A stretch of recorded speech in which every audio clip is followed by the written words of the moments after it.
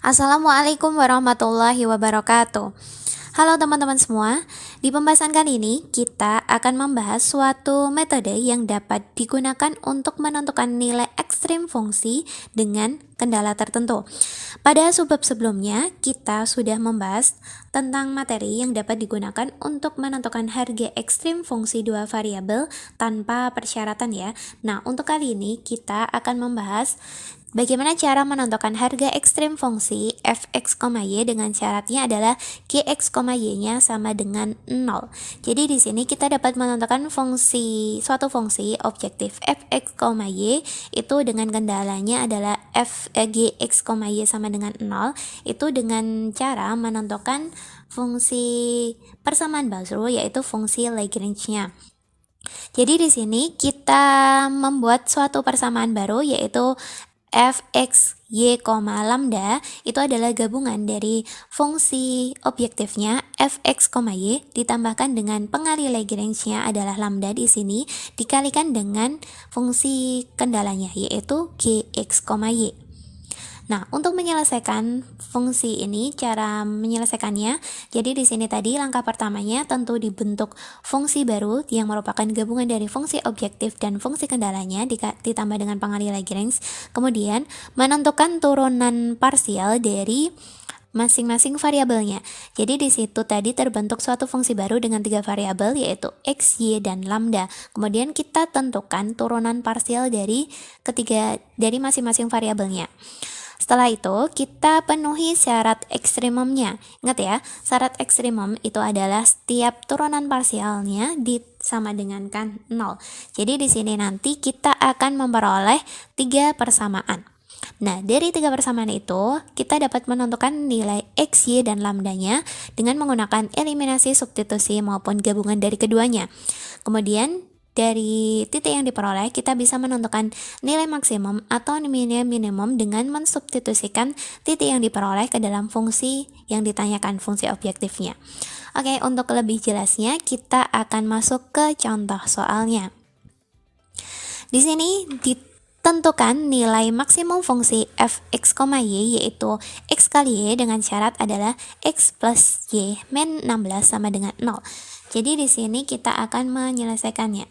Di sini ada fungsi dengan dua variabel ya, x dan y, kemudian syarat kendalanya juga dalam dua variabel.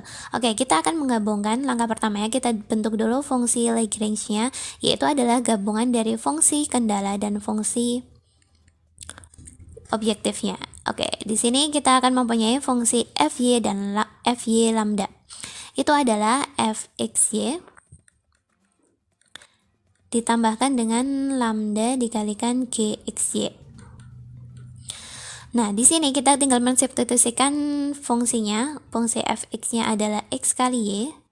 Kemudian fungsi g-nya adalah x plus y min 16. Ini min ya.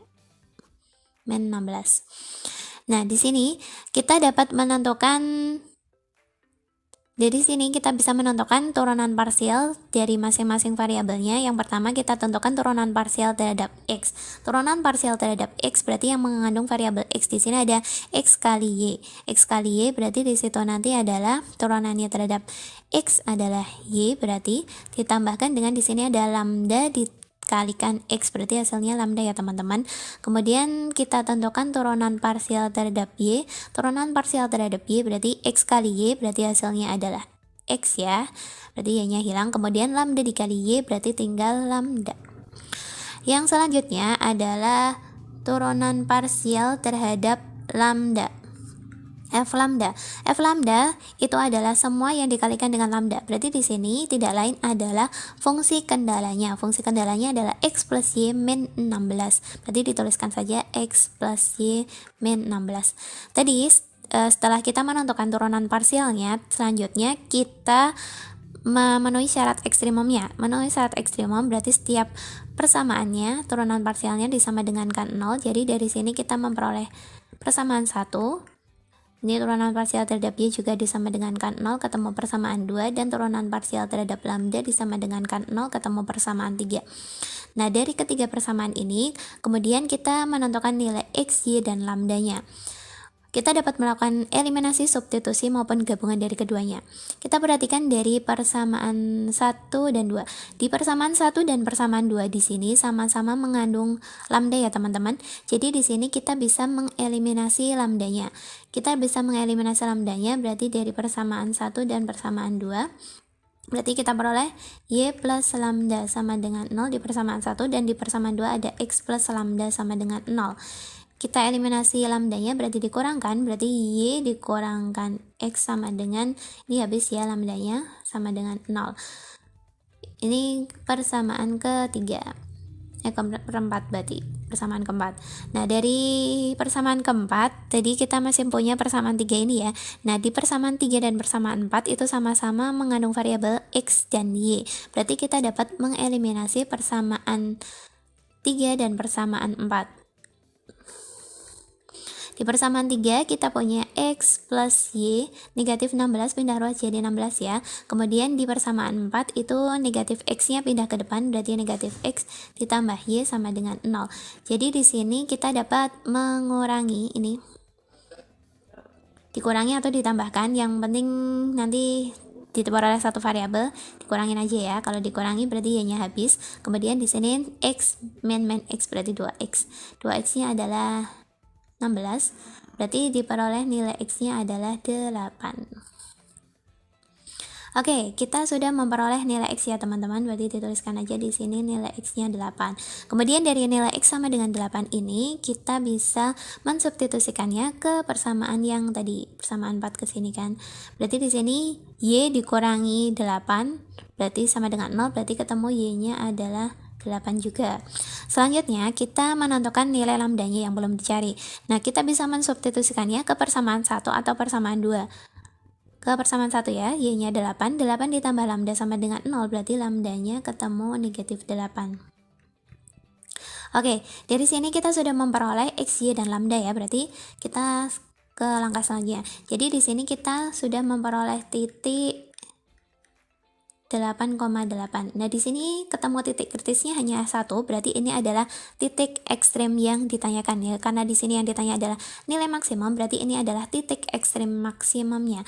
Nah, untuk menentukan nilai maksimumnya berarti tinggal kita substitusikan titik yang ditemukan di sini X8 dan Y8 itu ke fungsi objektifnya, yaitu fx, y sama dengan x kali y. Berarti ini tinggal kita substitusikan ke fx, y nya yaitu x kali y, berarti hasilnya adalah 8 dikali 8 berarti 64.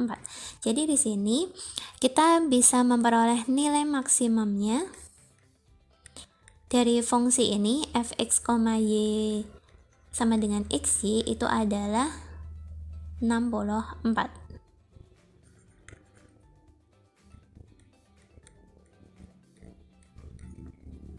Seperti ini.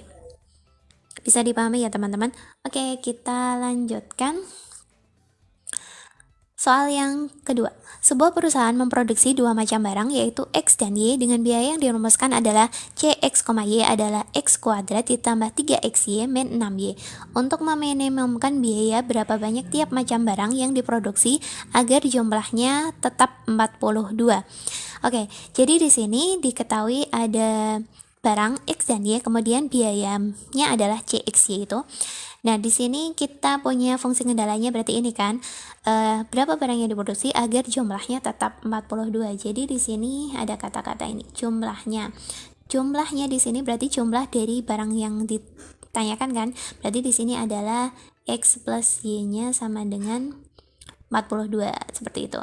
Jadi ini nanti adalah sebagai fungsi kendalanya, berarti ini adalah Gx, Y nya itu adalah X plus Y, ini plus 42 pindah ruas jadi negatif 42 ya, sama dengan 0.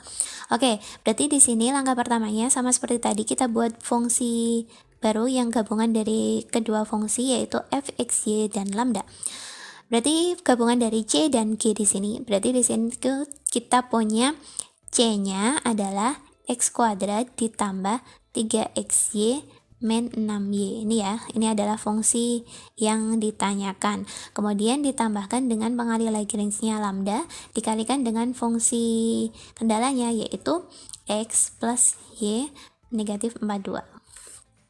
Nah, dari persamaan ini, kita tentukan turunan parsial terhadap X, turunan parsial terhadap Y, dan turunan parsial terhadap lambda.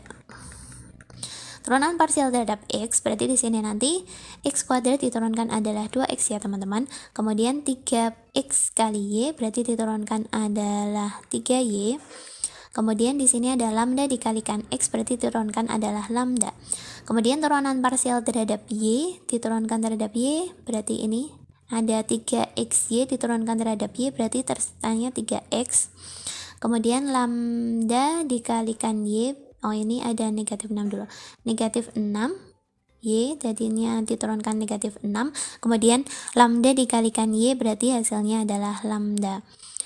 Kemudian di turunan parsial terhadap lambda itu berarti yang dikalikan dengan lambda di sini adalah fungsi kendalanya. Berarti kita tuliskan fungsi kendaliannya ke dalam turunan parsial terhadap lambda, yaitu X plus Y min 42. Jadi di sini masing-masing disama dengankan 0 untuk memenuhi syarat ekstrimum. Jadi kita punya 3 persamaan.